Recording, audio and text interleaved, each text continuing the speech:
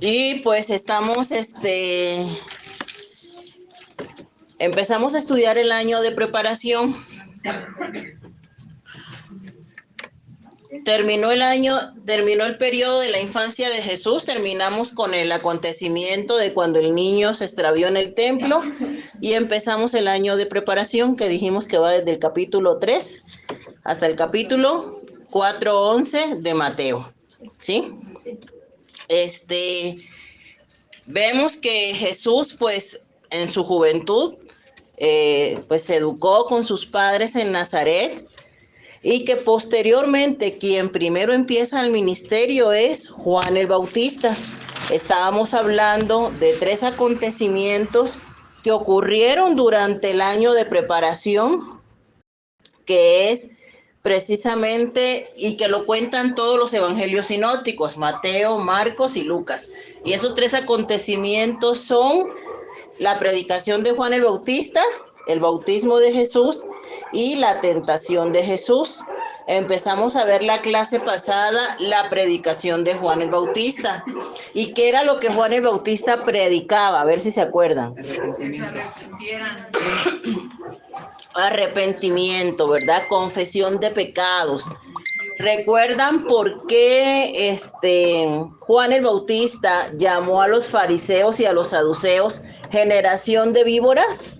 Cuando también se acercaron con el tumulto, ¿verdad? Queriéndose bautizar. ¿Qué fue lo que Juan el Bautista les dijo? Porque querían escapar de la ira, pero no querían arrepentirse. Querían ser bautizados sin arrepentirse. Exactamente, ellos nada más querían ser bautizados, pero realmente en sus corazones no había un arrepentimiento, porque ellos decían, ¿yo por qué me tengo que arrepentir? Si yo soy hijo de Abraham, ¿no? Entonces ellos pensaban que por ser hijos de Abraham, pues ellos no necesitaban arrepentirse, mucho menos confesar sus pecados, ¿no? Ellos pensaban que simplemente por eso, pues ya ellos tenían su lugar seguro en el cielo, ¿no? Entonces nada más buscaban huir de la ira venidera, les dijo Juan el Bautista, ¿no? Y por eso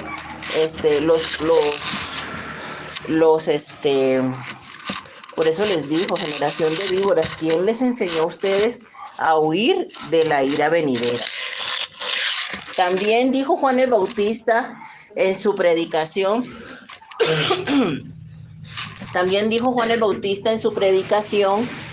que él ciertamente bautizaba en agua, ¿verdad? Pero que venía alguien tras él y que esa otra persona bautizaba ¿cómo? En Espíritu Santo y fuego. ¿Y a quién se refería Juan el Bautista? A Jesucristo, ¿sí? Entonces ya sabemos también que en esa misma predicación Juan el Bautista anunciaba que él venía a abrir el camino del Señor, ¿verdad? Pero que pues venía alguien que era mucho mayor que él y de cuyo calzado él no era digno ni siquiera de desatar sus sandalias, ¿no? Entonces, esta era la predicación de Juan el Bautista, pero este evento de la predicación de Juan el Bautista es muy importante, porque vamos a ver que no solamente Mateo, Marcos y Lucas hablan de la predicación de Juan el Bautista, sino también el apóstol Juan, ¿sí? El 4º evangelio está escrito por Juan, y aquí nosotros tenemos que tener en cuenta que Juan no debemos confundir Juan, que es Juan el apóstol, con Juan el Bautista. A pesar de que tienen el mismo nombre, ¿sí? No podemos confundirlos. Son 2 Juanes completamente distintos, ¿eh? Porque en la Biblia vamos a encontrar varios personajes que pues tienen el mismo nombre, pero pues son distintas personas. Entonces ahí no nos podemos confundir, ¿sí? Para las que son pues nuevos en el Evangelio no podemos confundirnos. Juan el Bautista es uno, que era el pariente de Jesús, el que estaba predicando y bautizando a las orillas del río Jordán, y el apóstol Juan, el que escribe el 4º evangelio, es otra persona, ¿sí? Que era uno de los 12 de ese grupo de discípulos de Jesús. ¿sí? Entonces, vamos a ver que de los 3 eventos importantes del año de preparación, solamente la predicación de Juan el Bautista es el único evento que menciona los 4 evangelios. Sin embargo, el evento del bautismo de Jesús es mencionado en forma indirecta por Juan el Bautista. Y la tentación de Jesús, que dije que fue el otro evento que dijimos que está mencionado en los 3 evangelios, no es mencionado en el evangelio del apóstol Juan, ¿sí? Entonces, necesitamos ir teniendo eso en claro, ¿no? El apóstol Juan, pues, no nos comenta nada sobre la tentación de Jesús. Los otros 3 evangelios, los evangelios sinópticos, sí nos hablan tanto de la predicación como del bautismo, como de la tentación, ¿sí? Sin embargo, en el evangelio de Juan hay otros eventos nuevos que hacen parte de esa etapa de preparación y que solamente Juan nos comenta. O sea, Juan también nos va a enseñar o nos va a arrojar más datos acerca de ese periodo en el cual Jesús apenas está preparándose, ¿sí? Cuando no era tan conocido y cuando su ministerio solamente se limitaba a Galilea, ¿sí? Eso lo vamos a ver más adelante.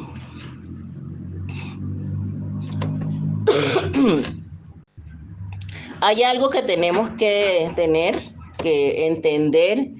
y es la regla de Juan el Bautista. ¿En qué consiste la regla de Juan el Bautista? En que dependiendo la etapa de la vida de Juan el Bautista, también nosotros podemos ubicar en qué etapa está el ministerio de Jesús, ¿sí? En la infancia, ya sabemos que Juan el Bautista nació 6 meses antes de Jesús, ¿cierto? ¿Se acuerdan de la historia? Lo vimos. Juan el Bautista nació 6 meses antes de Jesús. Pero cuando Juan el Bautista está predicando, ¿sí? En las orillas del río Jordán, en las provincias de Judea y de Perea, Jesús estaba en su año de preparación.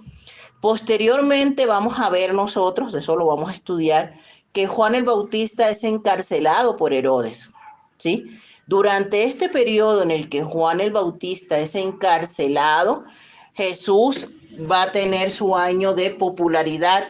Le llamamos año de popularidad porque hubo un momento en el que Jesús, pues efectivamente, pues fue un hombre conocido, ¿sí? Tenía fama, por decirlo de alguna manera, por sus enseñanzas, por sus milagros. Fue conocido en toda la tierra de Palestina y no solamente en Galilea, ¿sí? Entonces, a ese momento en el que Juan está encarcelado, Jesús está predicando, ¿sí? Entonces, cuando Juan está predicando, Jesús está en su etapa de preparación. Cuando Juan el Bautista está encarcelado, Jesús está en su año de popularidad. Y cuando asesinan a Juan el Bautista, entonces comienza el año de la pasión de Cristo, ¿sí? Eso lo tenemos que entender porque a medida que nosotros vamos estudiando, si no tenemos esto claro, pues nos vamos a confundir, ¿no? Y vamos a pensar que a lo mejor Juan el Bautista estaba ahí cuando Juan el Bautista pues estaba preso o ya se había muerto, ¿no? Entonces, en cuanto al año de preparación, ya les dije que en Mateo, pues eso lo vamos a encontrar del capítulo 3 al capítulo 4:11. Y en Juan, el año de preparación lo vamos a ver del capítulo 1 al capítulo 4, ¿sí? El capítulo 1 al capítulo 4 de Juan nos está hablando de ese año de preparación de Jesús. Y ahí en esos, si nosotros le damos una ojeada, vamos a ver que Juan nos habla acerca de los primeros discípulos de Jesús, acerca del primer milagro de Jesús, cuando todavía Jesús no era conocido. ¿Se acuerdan que Jesús convirtió el agua en vino? Pero Jesús dijo, todavía no ha llegado mi hora, ¿sí? Estaba en su etapa de preparación. Cuando Jesús purifica el templo, cuando Jesús tiene esa plática con Nicodemo, con la mujer samaritana. Esos eventos hacen parte del año de preparación. Ahí no todo el mundo conocía a Jesús, porque nosotros vamos a ver que más adelante Jesús se muda de Nazaret a Capernaum, ¿sí? Y ahí en Capernaum es donde va a empezar toda su popularidad, porque Capernaum era un puerto. Y ahí es cuando ya todo el mundo empieza a conocer de Jesús, ¿sí? Entonces vamos a ver un ejemplo para que comprendamos esto que les estoy diciendo. Vamos a Mateo capítulo 4, del 18 al 22. Y alguien que me apoye con leerlo fuerte, por favor. 4, del 18 al 22. Andando Jesús junto al mar de Galilea, vio a dos hermanos, Simón, llamado Pedro, y Andrés, su hermano, que echaban a la red en el mar, porque eran pescadores. Y dijo: Venid en pos de mí, y os haré pescadores de hombres. Ellos, de entonces, dejando al instante las redes, le siguieron. Pasando de allí, vio otros dos hermanos, Jacobo, hijo de Zebedeo, y Juan su hermano, en la barca de Zebedeo su padre, y remendaban sus redes, y los llamó. Y ellos, dejando al instante la barca y a su padre, le siguieron. Y recorrió Jesús todo Galilea, enseñando en las sinagogas de ellos, y predicando el evangelio del reino, y sanando toda enfermedad y toda enfermedad y toda dolencia del pueblo. Hasta ahí, hasta ahí. Entonces, si nosotros vemos este relato, si nosotros así nos quedamos nada más con esta información, ¿qué se nos viene a la mente? Porque aquí dice que andando Jesús junto al mar de Galilea, se encontró con Pedro, con Andrés y luego con Jacobo y con Juan, con esos 4 hermanos, y los llamó y les dijo: síganme, ¿sí?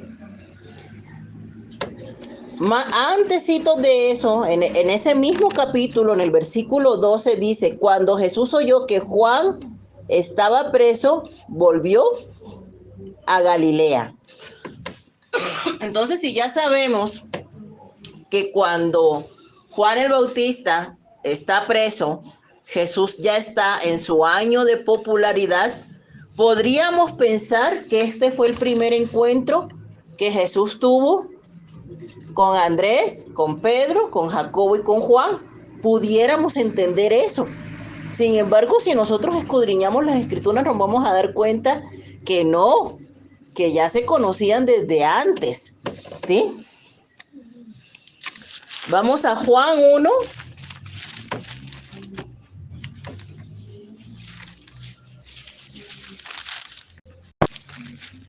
Juan capítulo 1, 35 al 37.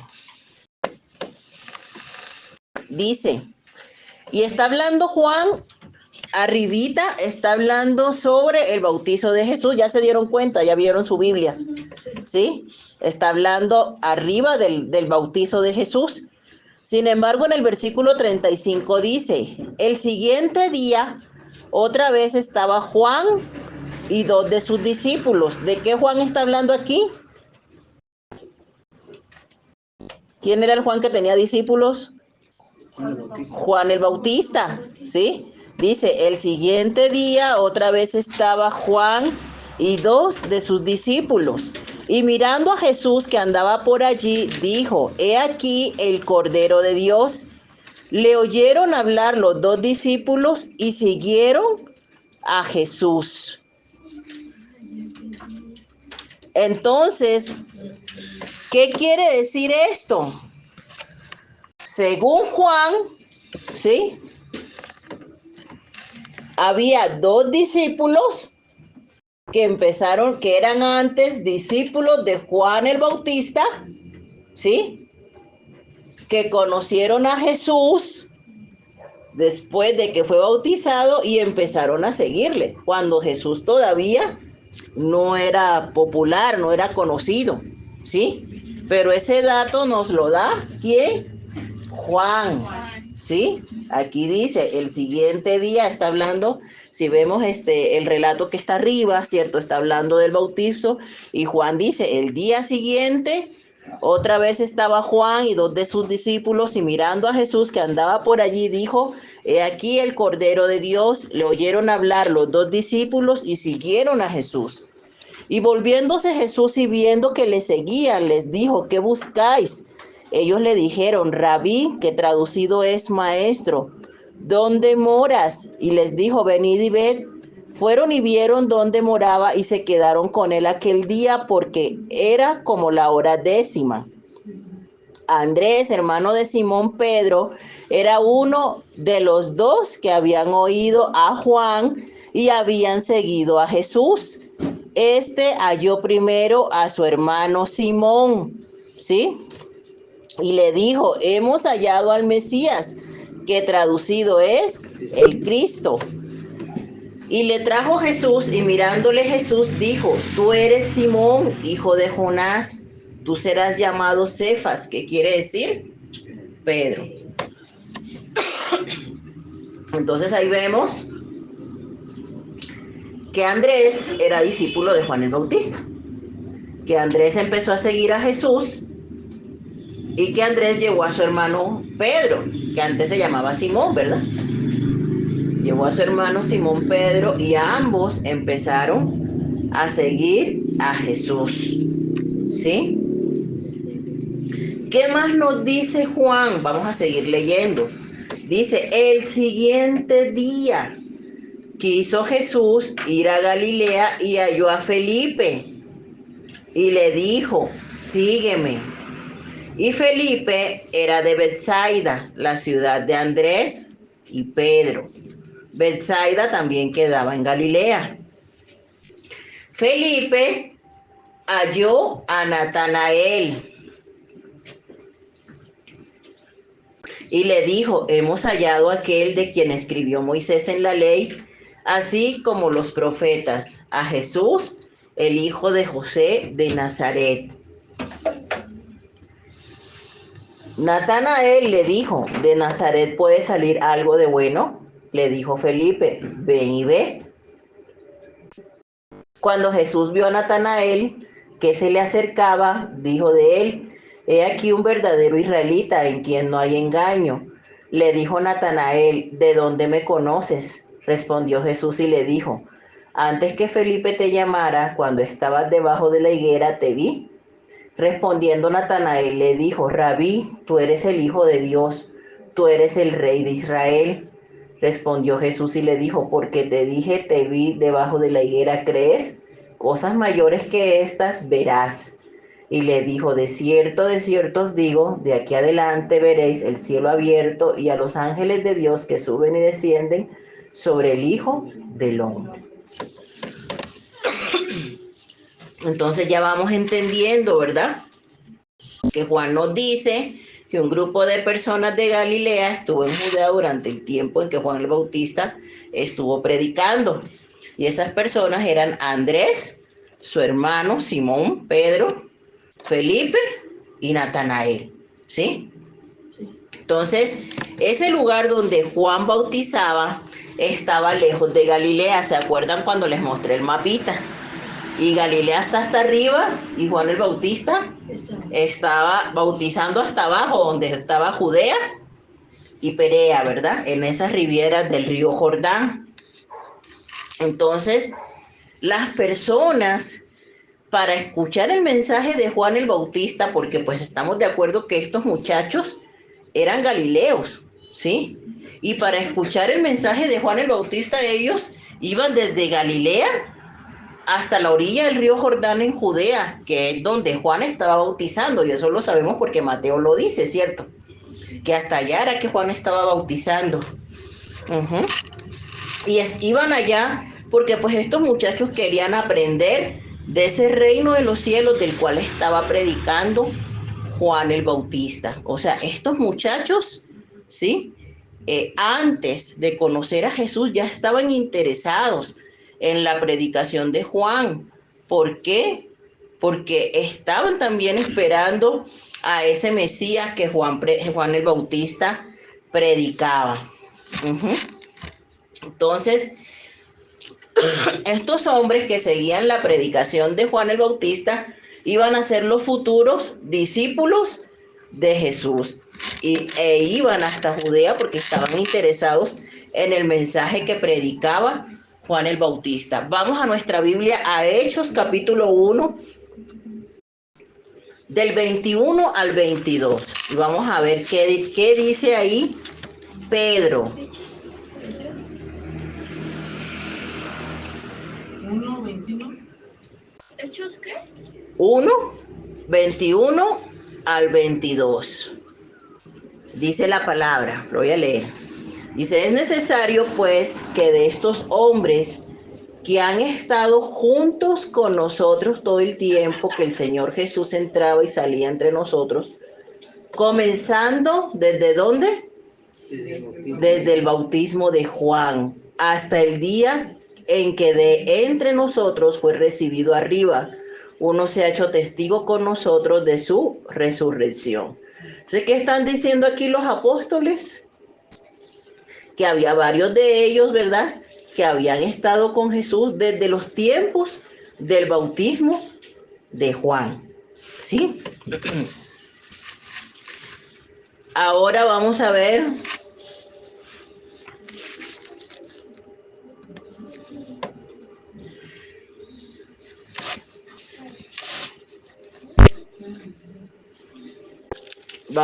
que en estos otros relatos que nos cuenta Juan acerca del año de preparación de Jesús, cuando todavía no era conocido, ya algunos de los discípulos estaban con él. Por ejemplo, en el relato de las bodas de Caná, en Juan capítulo 2, versículo 2, dice, y fueron también invitados a las bodas Jesús y sus discípulos, dice la palabra, ¿sí? Más adelantito, en el versículo 12 dice, después de esto descendieron a Capernaum, él, su madre, sus hermanos y sus discípulos, y estuvieron allí no muchos días. ¿Por qué decimos que esto hace parte del tiempo de preparación de Jesús? ¿Cuál fue el primer milagro de Jesús? El milagro de las bodas de Caná. Este fue el primer milagro, todavía nadie lo conocía, ¿cierto? Nadie lo conocía.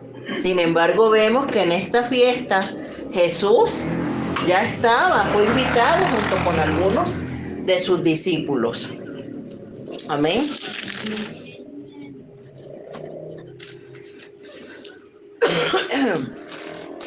Bueno, entonces ya sabemos por el Evangelio de Juan que durante el año de preparación Jesús también estaba con algunos de sus discípulos preparándolos para el gran día. ¿Cuál era ese gran día? Ese día que nos cuenta Mateo, en el cual ellos ya dejarían completamente sus barcos y sus redes, ¿sí?, para seguir completamente a Jesús de lleno en el ministerio, en un ministerio prácticamente de tiempo completo. Amén.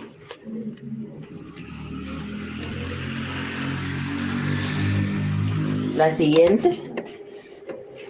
La siguiente. La siguiente. La siguiente. La siguiente. La siguiente. La siguiente. Llegué temprano. Entonces, muchas personas dicen, no, pues es que los discípulos carecían de preparación, pero eso es realmente algo falso, ¿sí?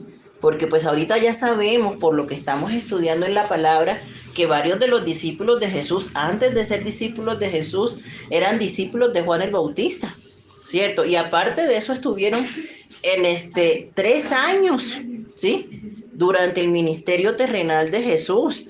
Entonces imagínense, ¿qué mayor maestro que el maestro de maestros, ¿no? Entonces, ¿cómo vamos a decir que los discípulos carecían de preparación si fueron preparados por el mejor maestro? Amén. Bueno, entonces ahorita vamos a ver el segundo evento, ¿sí?, del año de preparación de Jesús. ¿Cuál fue el primero? Dijimos que la predicación de Juan el Bautista, ¿sí? El segundo es el bautismo de Jesús. Y ahora vámonos a Mateo capítulo 3.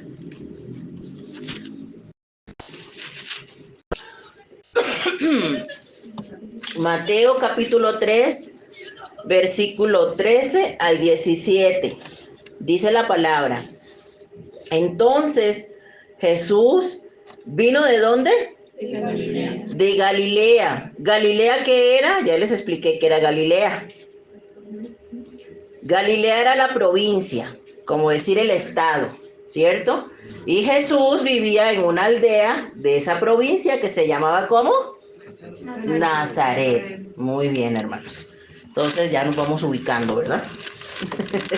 Entonces dice la palabra que Jesús vino de Galilea a Juan al Jordán para ser bautizado por él. Mas Juan se le oponía diciendo: yo necesito ser bautizado por ti y tú vienes a mí. Pero Jesús les respondió: deja ahora, porque así conviene que cumplamos toda justicia. Entonces le dejó. Y Jesús, después que fue bautizado, subió luego del agua, y he aquí los cielos le fueron abiertos, y vio al Espíritu de Dios que descendía como paloma y venía sobre él.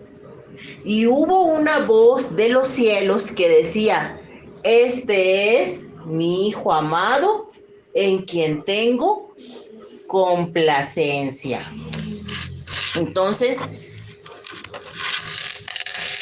cuando nosotros estudiamos la palabra, hay una técnica que siempre nos enseñan en el seminario que se llama oía. Oía es observación, interpretación y aplicación.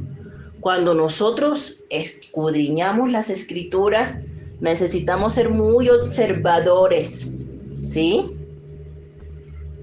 Para poder discernir todo lo que el Señor nos quiere enseñar, porque a veces leemos así, ¿no? Como abuelo de pájaro, y luego ya ni nos acordamos qué fue lo que leímos, ¿sí? Entonces necesitamos ser muy observadores, amados hermanos.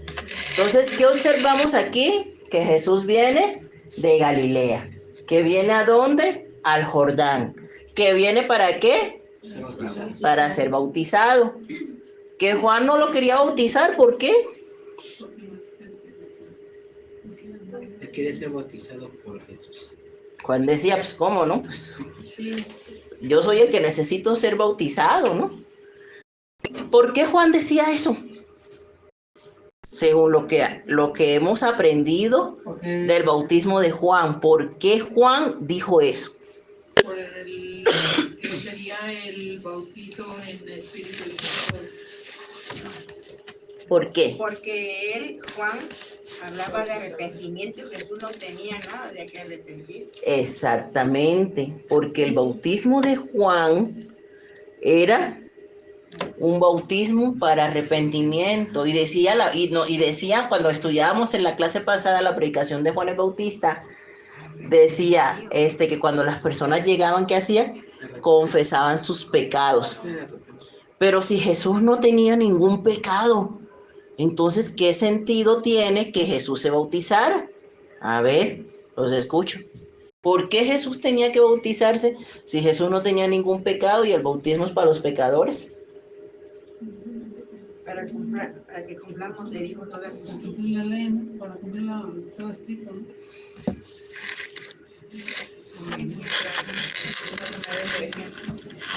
¿Qué ejemplo? De bautizar.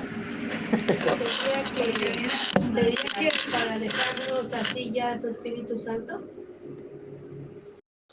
¿Quién más dice algo? ¿Quién da más? Porque era hijo de hombre, por su naturaleza.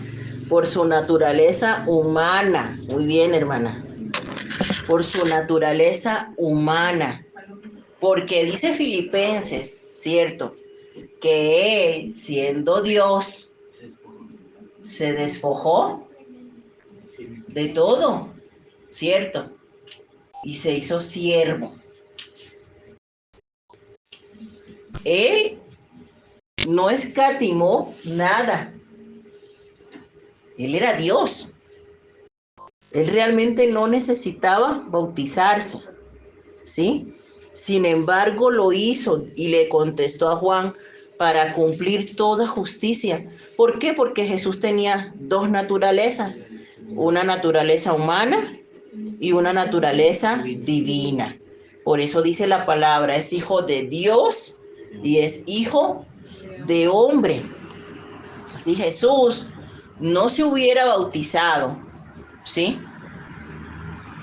Que es un acto que todos debemos hacer por causa de los pecados que cometimos, ¿verdad? Para mostrar nuestro arrepentimiento. Si Jesús no hubiera hecho eso, entonces simplemente no se hubiese igualado en todo a nosotros los seres humanos, ¿cierto? Simplemente hubiese gozado de privilegios por ser el Hijo de Dios. Sin embargo, eso no es lo que nos enseña la palabra. La palabra nos enseña, ¿cierto? Y lo vimos en el discipulado cuando vimos la doctrina de Jesús, que Jesús, por su naturaleza humana, se igualó en todo a nosotros, ¿sí? Jesús lloró, Jesús tuvo amigos, Jesús caminaba, Jesús le daba hambre, ¿sí? Y de pronto para que puedan ampliar un poquito esto, vimos unas clases de doctrina de Jesucristo, solo vimos en el discipulado y también están grabadas. Y dimos varias clases explicando esto, de la naturaleza humana y de la naturaleza divina de Jesús. Entonces, por eso él dice, necesitaba cumplir toda justicia, ¿sí? Porque él era 100% hombre, 100% Dios. Amén.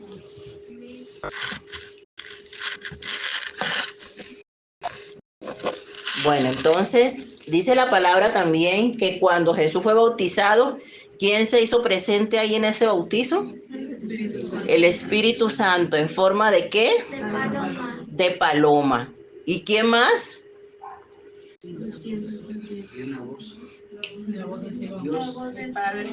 Dios Padre, ¿sí? Que dijo desde el cielo, este es mi Hijo amado en quien tengo complacencia. Entonces, ahí en ese bautismo estaba nada más y nada menos que la Trinidad, ¿sí? 3 personas, pero un solo Dios, ¿sí? Padre, Hijo y Espíritu Santo. Amén. Pero bueno, como estamos estudiando los evangelios sinópticos, tenemos que ver qué nos dice Lucas de este mismo evento. Vamos a ver. Lucas capítulo 3.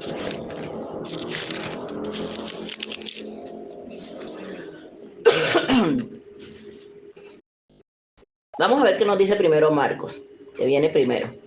Dice Marcos capítulo 1, versículo 9 al 11, porque dijimos que estos 3 eventos importantes del año de preparación están en los 3 evangelios sinópticos, ¿cierto? ¿Marcos qué? Marcos capítulo 1, versículo 9. Ahí nos habla del bautismo de Jesús. ¿Y qué nos dice Marcos? Aconteció en aquellos días que Jesús vino de Nazaret de Galilea. A Marcos como que le gustaba la geografía, ¿verdad? Porque siempre es el que dice exactamente de dónde viene y a dónde va. Entonces dice, aconteció en aquellos días que Jesús vino de Nazaret de Galilea y fue bautizado por Juan en el Jordán. Dice, y luego cuando subía del agua vio abrirse los cielos y al Espíritu como paloma que descendía sobre él, y vino una voz de los cielos que decía, tú eres mi Hijo amado, en ti tengo complacencia. Vámonos a Lucas a ver qué nos dice de nuevo. Lucas capítulo 3, versículo 21 al 22. Dice, aconteció que cuando todo el pueblo se bautizaba, había más gente, ¿cierto? Dice, aconteció que cuando todo el pueblo se bautizaba, también Jesús fue bautizado y orando, y el cielo se abrió. Entonces, ¿qué otro dato nos da Lucas? Que había más personas y aparte que Jesús en ese momento estaba orando, ¿cierto? Dice, después descendió el Espíritu Santo sobre él en forma corporal como paloma, y vino una voz del cielo que decía, tú eres mi hijo amado, en ti tengo complacencia. En el versículo 23 dice, Jesús mismo al comenzar su ministerio era como de 30 años. Antes de que nos explique la genealogía de Jesús, pero esta ya no la vamos a ver porque esta ya la dimos en la primera clase, cuando hablamos de la infancia, ¿cierto? Pero vemos que Lucas, cuando va a empezar a hablar entonces de que, bueno, ya Jesús fue bautizado, ya el Espíritu Santo descendió sobre él, ya el Padre ratificó que ese era el Hijo, ¿sí? Entonces nos empieza a hablar de cuando Jesús, de la genealogía de Jesús, antes de que le empiecen, pues todo su ministerio, ¿verdad? Entonces, ya sabemos entonces que cuando Jesús se bautizó, fue en Galilea, que lo bautizó Juan, que estuvo presente la Trinidad, y que Jesús tenía 30 años, ¿cierto? Ya armamos el cuadro completo acerca del bautismo de Jesús. ¿Cuál era la diferencia entonces entre Jesús y las demás personas bautizadas? Bueno, pues eso ya lo deducimos, ¿cierto? Que al ser bautizados, Mateo nos contó que todas las personas confesaban sus pecados y se arrepentían. Sin embargo, Jesús era el único que no podía ni arrepentirse ni confesar ningún pecado, puesto que Jesús no tenía ningún pecado. Pero pues esto del bautismo, Jesús lo hizo porque era la voluntad del Padre. ¿Por qué? Porque al ser 100% hombre, tenía que identificarse en todo con la humanidad. Vamos a la carta a los Hebreos, capítulo 2, versículo 17.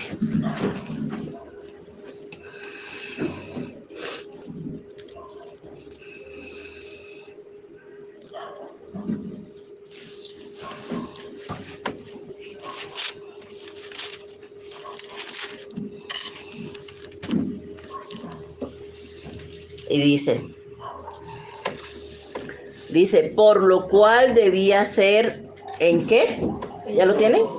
En todo, dice la palabra, en todo semejante a sus hermanos, para venir a ser misericordioso y fiel sumo sacerdote en lo que a Dios se refiere, para expiar los pecados del pueblo. Entonces Jesús tenía que bautizarse porque él tenía que ser semejante a la raza humana en todo. Por este motivo fue bautizado, para reafirmar su naturaleza humana. Él se identificó con la raza humana al bautizarse, a pesar de que él nunca pecó, a pesar de que no tenía absolutamente nada de qué arrepentirse. Se hizo pecado por nosotros en la cruz. El bautismo es algo que nosotros tenemos que hacer, ¿por qué? Pues por consecuencia de nuestro pecado. Entonces Jesús no pecó, pero sí se identificó con nosotros en la consecuencia del pecado. ¿Cuál es la consecuencia del pecado? Dice la palabra, la paga del pecado es ¿qué? Muerte. Jesús murió. Jesús murió, sí, tenía que morir. Por nuestros pecados. Entonces Jesús se identificó en todo con nosotros, amén. Segunda de Corintios 5:21, si alguien lo tiene me puede apoyar con la lectura, por favor.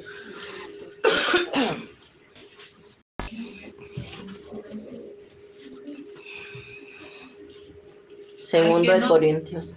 Sí, ¿qué dice? Al que no conoció pecado, por nosotros lo hizo pecado, para que nosotros fuésemos hechos justicia de Dios en él.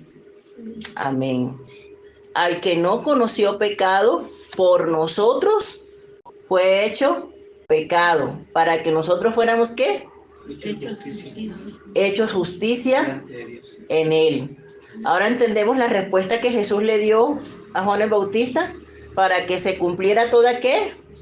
Toda justicia. Es lo que Jesús le responde a Juan cuando le dice, pues, ¿por qué te tengo que bautizar, no? Para que se cumpliera toda justicia, ¿sí? Al bautizarse Jesús, pues, separador.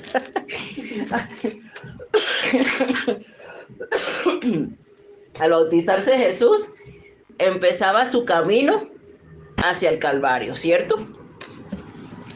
Empezaba ese camino que lo llevaría finalmente a la muerte de cruz. ¿Qué dice la primera carta de Pedro 2:22? Puedes poner ahí el cual no hizo pecado, ni se halló engaño en su boca. Pero aún así cargó nuestros pecados, que dice el versículo 24 de ese mismo.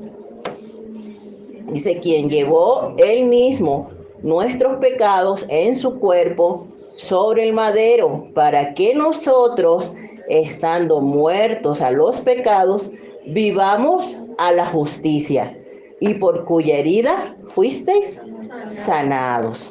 Amén. Entonces podemos entender ahora sí la respuesta de Jesús, ¿verdad? Era necesario para que se cumpliese toda justicia, ¿sí?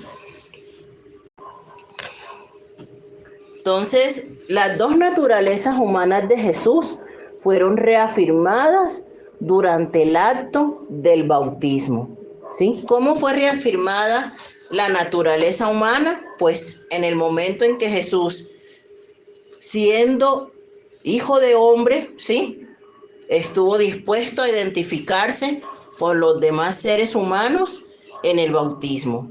Ahí se reafirmó su naturaleza humana. No se identificó con los hombres en pecar porque nunca pecó, pero sí en la necesidad de ser bautizado. Se identificó con los hombres en la consecuencia del pecado, que es la muerte, ¿sí? ¿Y cómo se reafirmó su naturaleza divina? Bueno, porque en ese momento, cuando el Espíritu Santo desciende sobre él y cuando Dios Padre exclama desde el cielo, este es mi Hijo amado, en el cual yo tengo complacencia, se está ratificando, ¿sí?, la naturaleza divina de Jesús. Amén. Y pues vamos a pasar al otro evento que ocurrió durante el periodo de preparación, que es la tentación de Jesús. La tentación de Jesús aparece de igual manera en los 3 evangelios sinópticos. Ya sabemos que Juan no nos dice, no nos cuenta nada de esto, ¿sí? Pero Mateo, Marcos y Lucas sí lo hacen. Vamos a ver, vámonos a Mateo, capítulo 4.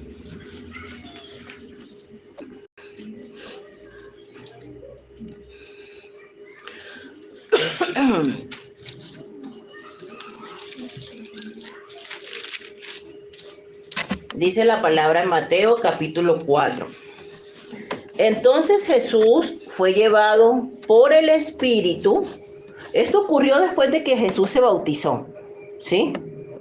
Dice, entonces Jesús fue llevado por el Espíritu al desierto para ser tentado por el diablo. Observen bien, ¿eh?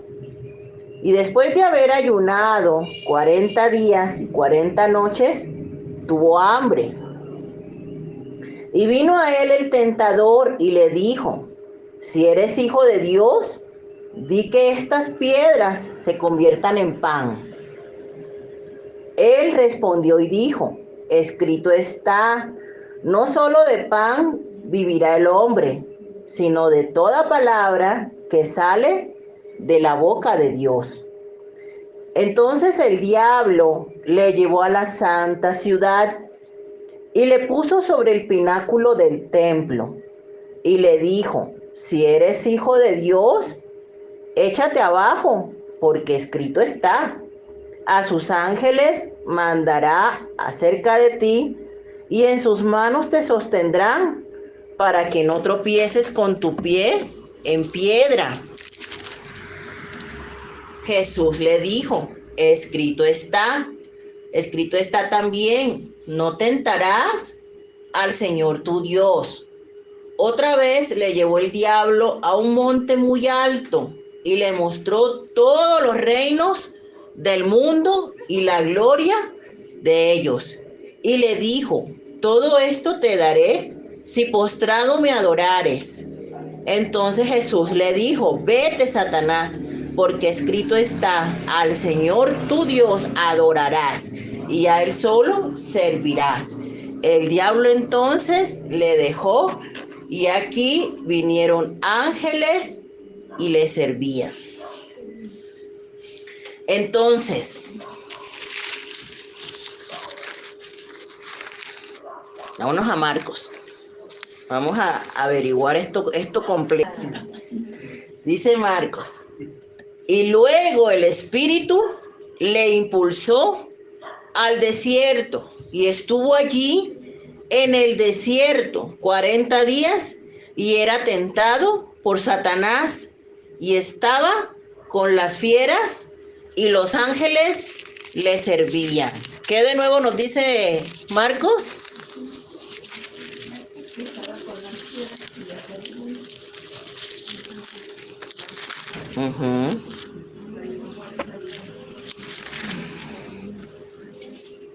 Y ahora vamos a ver qué nos dice Lucas de lo mismo.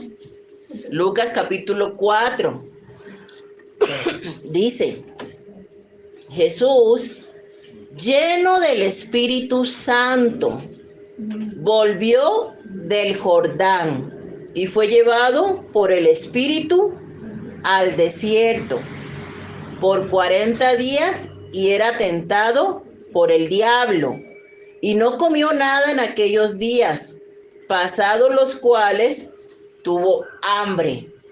Entonces el diablo le dijo, si eres hijo de Dios, di a esta piedra que se convierta en pan. Jesús respondiéndole dijo, escrito está, no solo de pan vivirá el hombre, sino de toda palabra de Dios. Y le llevó el diablo a un alto monte y le mostró un momento todos los reinos de la tierra. Y le dijo el diablo, a ti te daré toda esta potestad y la gloria de ellos, porque a mí me ha sido entregada y a quien quiero la doy. Si tú postrado me adorares, todos serán tuyos. Respondiendo Jesús le dijo, vete de mí, Satanás, porque escrito está, al Señor tu Dios adorarás y a Él solo servirás. Y le llevó a Jerusalén y le puso sobre el pináculo del templo y le dijo, si eres hijo de Dios, échate de aquí abajo, porque escrito está, a sus ángeles mandará acerca de ti que te guarden, y en las manos te sostendrán para que no tropieces con tu pie en piedra. Respondiendo Jesús le dijo, dicho está, no tentarás al Señor tu Dios. Y cuando el diablo hubo acabado toda tentación, se apartó de él por un tiempo. Oh, ¿qué de nuevo nos dice Lucas? ¿Se observaron bien? Estaba lleno del Espíritu Santo. ¿Qué más? El diablo solamente se apartó por un tiempo. Que el diablo solamente se apartó por un tiempo. ¿Qué más? ¿Qué más nos dice Lucas?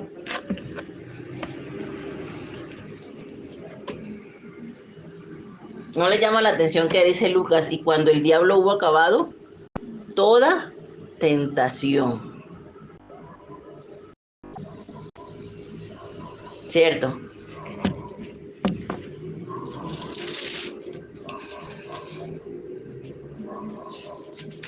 Bueno, entonces, ahora sí vamos a analizar qué fue lo que pasó con esto de la tentación de Jesús. En primera dice la palabra que Jesús fue llevado por el Espíritu, dice Mateo. Marco dice que Jesús fue impulsado por el Espíritu. Y Lucas dice que Jesús, lleno del Espíritu, fue llevado al desierto. ¿Qué nos quiere decir eso? Entonces, el hecho de que una persona esté llena del Espíritu Santo, ¿quiere decir que esa persona no va a ser tentada? Sí, pues sí. Sí va, Sí, va a tener la tentación, pero no va a ser Tentada, pero no va a Sí va a ser tentada, ¿verdad? Ahí tenemos la primera lección, ¿sí? Porque Jesús estaba lleno del Espíritu Santo. Y sin embargo, así como lo dice Mateo, ¿verdad? Dice que fue llevado por el Espíritu para que el diablo lo tentara, ¿sí? O sea que estas tentaciones fueron permitidas por el Señor, por Dios Padre, ¿cierto? Pero Jesús en ese momento estaba lleno del Espíritu Santo. Había acabado de pasar el bautizo, ¿cierto? Y el Espíritu Santo descendió sobre Jesús. Jesús estaba lleno del Espíritu Santo. Y sin embargo, eso no lo exime de ser tentado. Al contrario, a veces entre uno más busque ser lleno del Espíritu Santo, el enemigo más te va a tentar. ¿Por qué? Porque tu cabeza tiene un precio, ¿verdad? Entonces, entre más busques, el enemigo va a buscar la forma de hacerte caer, ¿sí? Y todos los días, amados hermanos, somos tentados. Todos los días somos tentados en diferentes áreas de nuestra vida. Y aunque nosotros busquemos del Señor, busquemos la llenura del Espíritu Santo, esas tentaciones van a seguir. Porque la tentación viene ¿de quién? Del enemigo. La palabra dice que Dios no tienta a nadie. El que tienta es el enemigo. ¿Para qué? Para que caigamos. ¿Para qué? Para acusarnos, ¿verdad? Ese es su propósito. Alejarnos del plan de Dios. Y el propósito del enemigo aquí, con la vida de Jesús, era el mismo propósito que tiene para contigo y para conmigo, alejarnos del plan de Dios.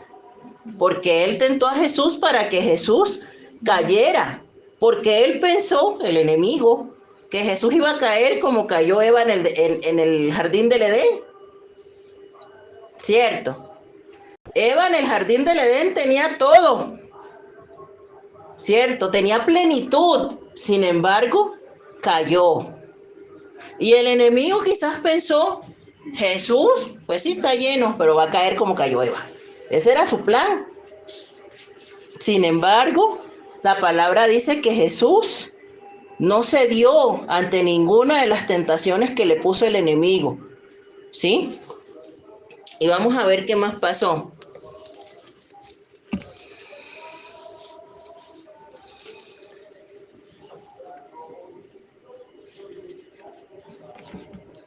Dice que Jesús había ayunado 40 días y 40 noches. Obviamente, en su naturaleza humana, tuvo hambre. Si nosotros con un día, pues ya nos está, ¿verdad? Ya el estómago hace un sindicato, ¿no? Entonces imagínense, 40 días, 40 noches, obviamente que tenía hambre, ¿no? Obviamente que tenía hambre. Y el enemigo de ahí se agarra. ¿De qué se agarra? De nuestras debilidades. ¿De qué se agarra el enemigo? De nuestras debilidades. De eso siempre se va a agarrar. En lo que veas que estás débil, ahí te va a tentar. ¿Sí? Y ahí quiso tentar a Jesús. Vamos a ver qué dice Hechos 14, 22, por favor. Dice, confirmados los ánimos de los discípulos, exhortándoles a que permaneciesen en la fe y diciéndoles, es necesario que a través de muchas tribulaciones entremos en el reino de Dios. Esto es para que se nos quite la idea, ¿sí?, de que el camino del evangelio son nada más rosas y claveles, pues no, hermanos. También va a haber tribulaciones, dice la palabra, pero ¿cómo las vamos a vencer? Pues de la misma manera que Jesús las venció, llenos del Espíritu Santo de Dios. Amén. Es lo que nos equipa para vencer la tentación.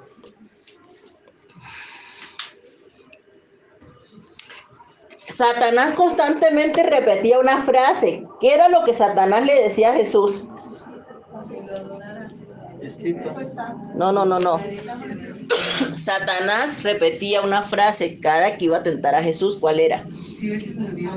Si eres hijo de Dios. Jesús venía de un evento en el que los cielos se abrieron y una voz del cielo dijo: sí, este es mi hijo amado en el que tengo complacencia. Y pues el enemigo de ahí se agarró, ¿cierto? Porque en varias ocasiones le dijo: si eres hijo de Dios, pues entonces haz que estas piedras se conviertan en pan, ¿no? Si eres hijo de Dios, entonces lánzate de allá que nada te va a pasar, ¿no? Si eres hijo de Dios, ¿sí? Entonces, de lo que Dios Padre dijo, este es mi hijo amado, de ahí el enemigo se agarró. Si eres hijo de Dios. O sea, le estaba, ¿cómo se dice? Desafiando, ¿no? Retando exactamente con eso de que, si eres hijo de Dios, entonces puedes hacer cualquier cosa, ¿cierto? ¿Y ustedes se acuerdan cómo fue que tentó a Eva? ¿Qué fue lo que le dijo? Lo que dijo Dios. Con que dijo Dios, ¿cierto? Que no coman de los árboles del huerto. Y pues la otra que no sabía ni bien cómo era lo que Dios había dicho, ¿verdad? Se creyó todo lo que el enemigo le dijo. Entonces, nosotros podemos ver que a lo largo de los siglos, el enemigo usa las mismas artimañas. Con que Dios te ama. Lucecita, entonces, ¿por qué te pasa tanta cosa? Con que Dios te ama, chío. Entonces, ¿por qué? Porque el plan del enemigo es sembrar ¿qué? Duda acerca de qué, de lo que Dios dice que nosotros somos. Y ataca directamente en nuestra identidad como hijos de Dios. Acuérdense que acaba de predicar mi esposo de eso, ¿verdad? De nuestra identidad. ¿Quién soy yo en Dios? Y a pesar de que Dios dice que nosotros somos real sacerdocio, pueblo escogido, ¿verdad? Nación santa, la niña de sus ojos, especial tesoro. Viene cualquier pelagato y nos dice que estamos feos, que no valemos nada. Porque el enemigo siempre va a venir a contradecir lo que Dios dice de ti, a cuestionar, a poner en duda tu identidad en Dios. ¿Sí o no? Sí. Lo mismo, o sea, ni siquiera cambia de estrategia, o sea, siempre hace lo mismo. Lo mismo. Porque Él es ¿qué? Padre de mentiras, dice la palabra. Amén. Entonces Jesús fue tentado como hijo de Dios. O sea, Jesús fue tentado en su identidad como hijo de Dios, fíjense. Dios Padre había expresado desde el cielo que Jesús era su hijo. Y entonces Satanás empieza a decir, si tú eres hijo de Dios. Y la primera tentación consiste en ¿qué? Convertir las piedras en pan. Se aprovecha de su debilidad, se aprovecha de su necesidad en ese momento y lo desafía y lo tienta a que convierta las piedras en pan. La pregunta es, ¿había algo malo en que Jesús convirtiera las piedras en pan?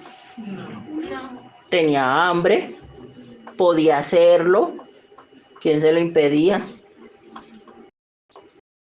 ¿Hubiera sido pecado que Jesús hubiera convertido las piedras en pan? No solo si no fuera el momento cuando el enemigo se lo dice. Ajá. Entonces, ¿en qué consistió la tentación? Si realmente Para que desobedeciera. no tenía nada de malo que pues Jesús convirtiera una piedra en pan. O sea, que no tengo que probarle al diablo que él era el Hijo de Dios. Exactamente. Fíjense, Jesús varias veces hizo milagros, ¿cierto? Una vez alimentó a 5,000 personas, ¿sí? Con panes y con peces.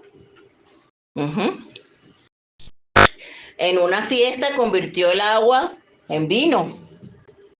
Entonces Jesús podía hacer ese tipo de milagros, ¿estamos de acuerdo? Jesús tenía todo el poder para convertir una piedra en un pan. Sin embargo, no cede a lo que Satanás le está diciendo. ¿Por qué? Porque los milagros de Jesús, en primera, no eran para él vanagloriarse. De yo puedo hacer esto, pues sí lo hago, ¿no? No eran para su beneficio propio, no eran para cubrir sus propias necesidades. Porque si Jesús lo hubiera hecho, si Jesús hubiera convertido las piedras en pan, Jesús hubiera estado cubriendo una necesidad humana con su poder divino. Y entonces esa palabra que nos dice Hebreos y que nos dice Filipenses, de que Él se igualó en todo a nosotros, hubiese sido una mentira. Porque Él hubiera sido entonces un humano con ventaja. ¿Estamos de acuerdo? Sí. Si Jesús entonces cuando tuviera hambre, pues entonces aparecía el pan, y que si tenía frío, pues aparecía la cobija, y que si tenía, no tenía techo, pues aparecía una casa, ¿no? Si hubiese sido así, si Jesús, con su poder divino, hubiera cubierto sus necesidades humanas, entonces lo que dice la palabra de que Él se igualó en todos nosotros, hubiese sido falso, porque pues él hubiera tenido ventaja sobre el resto de la humanidad, ¿no? Y eso era lo que el diablo quería, ¿sí? Desviarlo del propósito, porque él no, como hijo de hombre, no podía hacer eso. O sea, sí podía en el hecho de que tiene el poder, ¿sí? Pero no debía. ¿Por qué? Porque él renunció a todo eso. En el momento en que decidió cumplir la voluntad del Padre, él renunció a todo ese poder divino.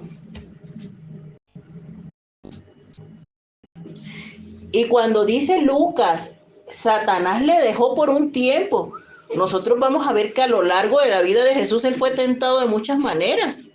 Cuando estaba en la cruz, que le decían los soldados, pues si tú eres el hijo de, bájate, ¿no? Pues no quieres Dios, bájate. ¿Podía Jesús bajarse? Pues claro que sí. Pero no debía, ¿por qué? Porque él renunció a todo su poder.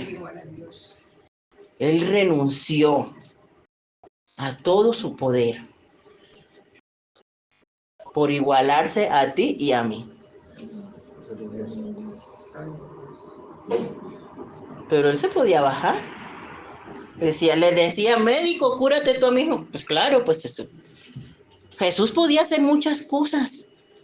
De todo lo que vamos a ver nosotros cuando empezó su persecución, su pasión. Muchas veces lo retaron. Muchas veces lo tentaron, no solamente Satanás directamente, sino a través de los fariseos, a través de los saduceos, a través de los soldados romanos, muchos tentaron a Jesús por el hecho de decir que era el Hijo de Dios. Sin embargo, él nunca cedió, porque si lo hubiera hecho, ¿sí?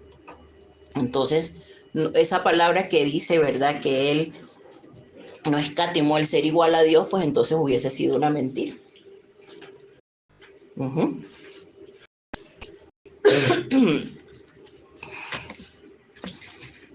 Entonces, la sutileza de la tentación era que Jesús usara su poder divino para solucionar un problema humano.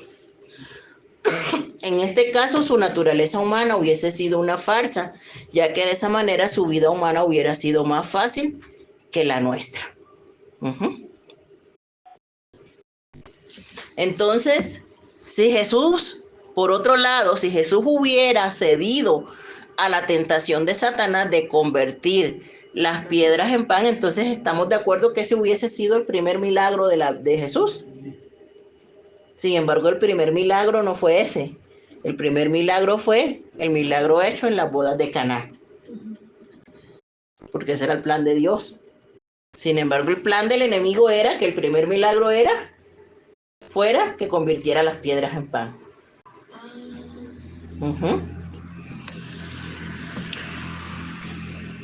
Entonces, Satanás quiso tentar a Jesús con alimentos, tal como lo hizo con Adán y Eva en el Edén, al hacerlos comer del árbol de la ciencia del bien y del mal, pero Jesús venció la tentación.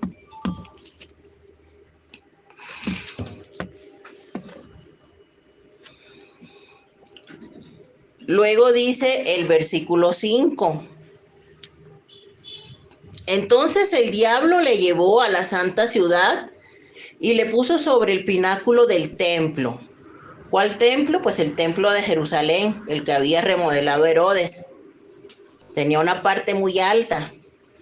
Y ahí lo llevó Satanás y le dijo: si eres hijo de Dios, échate abajo, porque escrito está: a sus ángeles mandará cerca de ti, en sus manos te sostendrán para que no tropieces con tu pie en piedra. Vamos al Salmo 91.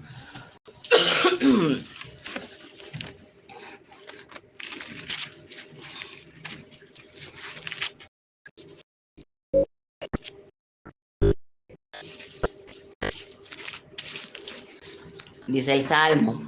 Esto fue lo que Satanás ocupó para tentar a Jesús, el Salmo 91. Sí saben que el enemigo se conoce la Biblia, ¿verdad? Al derecho y al revés. Al derecho y al revés. ¿Cómo va a ser posible, verdad, que los hijos de Dios pues a veces no conozcamos la palabra? ¡Qué vergüenza! ¿No? y nada más que el diablo la distorsiona, ¿eh? Sí. Siempre la va a distorsionar, o le quita o le pone, pero no la va a decir como es. Pues dice el Salmo 91. Diré yo a Jehová, esperanza mía y castillo mío, mi Dios en quien confiaré. Él te librará del lazo del cazador, de la peste destructora. Con sus plumas te cubrirá y debajo de sus alas estarás seguro. Escudo y adara es su verdad. No temerás el terror nocturno, ni saeta que vuele de día, ni pestilencia que ande en oscuridad, ni mortandad en medio del día, que en medio del día destruya. Caerán a tu lado 1000 y 10.000 a tu diestra, mas a ti no llegará. Ciertamente con tus ojos mirarás y verás la recompensa de los impíos, porque has puesto a Jehová, que es mi esperanza, al Altísimo por tu habitación. No te sobrevendrá mal, ni plaga tocará tu morada, pues a sus ángeles mandará acerca de ti, que te guarden en todos tus caminos. En las manos te llevarán. Ponme ahí, Mateo, Rafa, porfa, lo que el diablo dice. Mateo 4:6. ¿Mateo qué? Mateo capítulo 4. Espérame. 6. Ajá. Dice el enemigo, a sus ángeles mandará acerca de ti y en sus manos te sostendrán para que no tropieces con tu pie en piedra.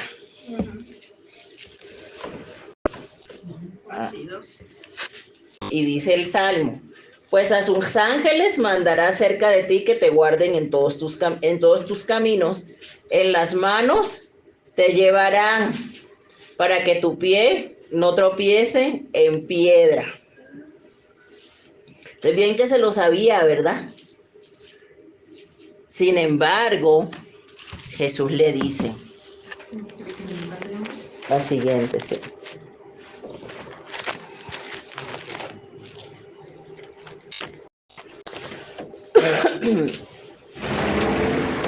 Jesús le dijo, escrito está también, no tentarás al Señor tu Dios. Entonces, en estas dos tentaciones que llevamos, Satanás le está ofreciendo al enemigo pan, pero sin Dios, ¿sí? Le está ofreciendo a Jesús poder, pero sin Dios. Pero Jesús estaba lleno del Espíritu Santo, dice la palabra, y aparte le responde ¿con qué? Con las Escrituras. Y aquí hay una gran enseñanza, amados hermanos, porque de la misma manera como Jesús, en su calidad de hombre, venció la tentación, es la misma manera como nosotros, como hijos de Dios, debemos vencer la tentación. Eso solamente es posible si estamos llenos del Espíritu Santo y si conocemos las Escrituras. Si tenemos las Escrituras en nuestra mente, en nuestro corazón, porque dice la palabra que la palabra de Dios es nuestra espada. En Efesios capítulo 6, cuando habla de la armadura de Dios, habla de la espada.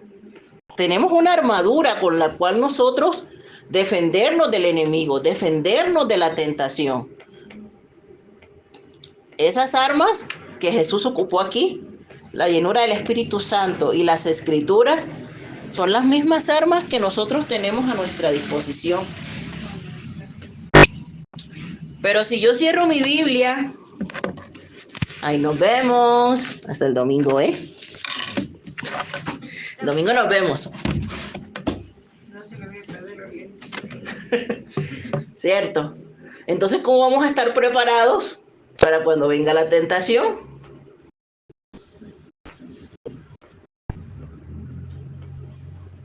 Esto porque la dejamos aquí, porque está decente, porque las otras ya están todas...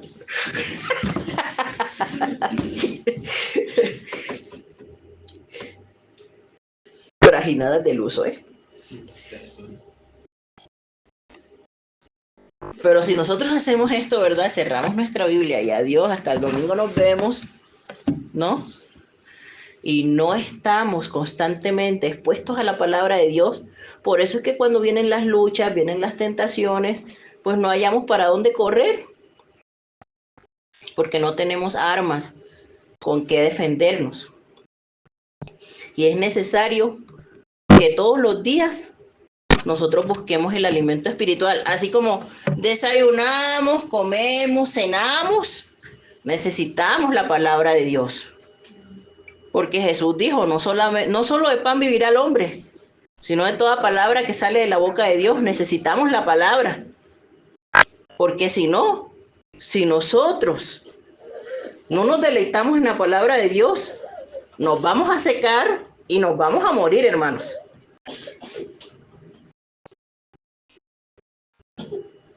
Es fácil darse cuenta cuando una persona está seca, ¿sí o no? Es fácil darse cuenta cuando una persona está muerta en vida.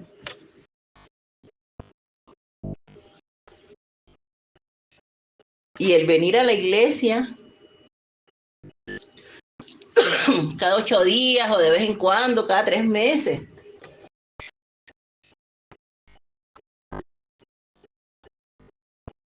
No es garantía, hermanos, de que estemos avivados.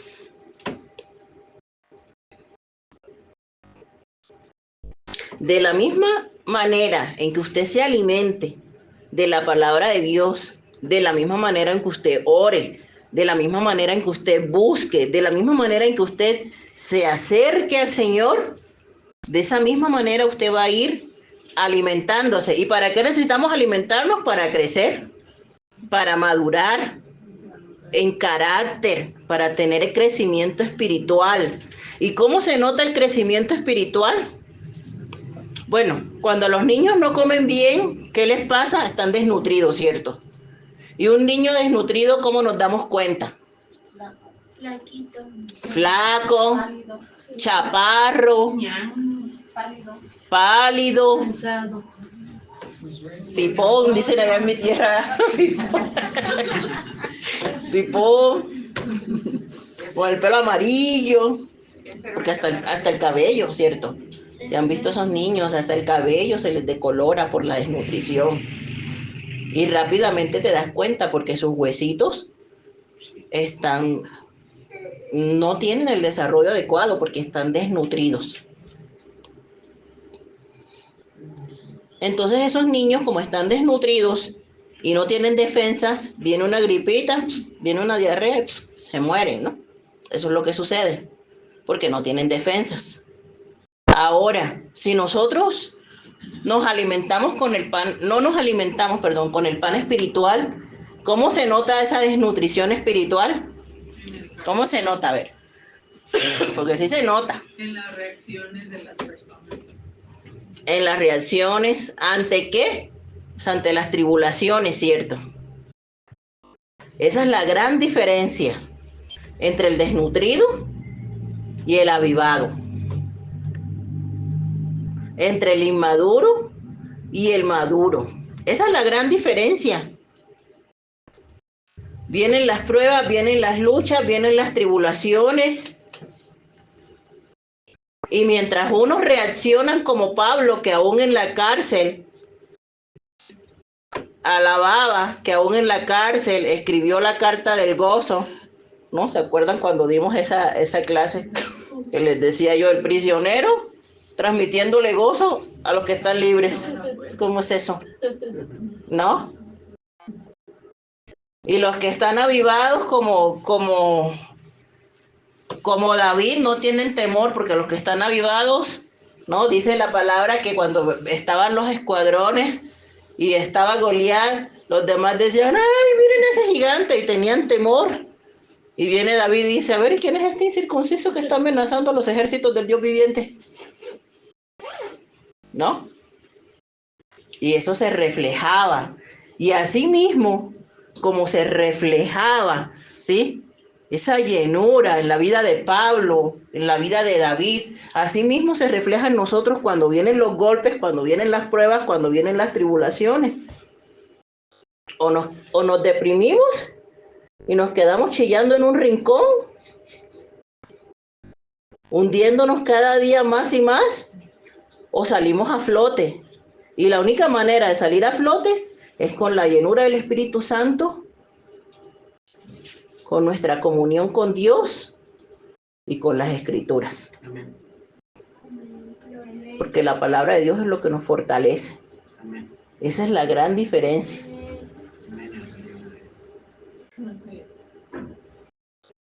Esa es la gran diferencia, hermanos.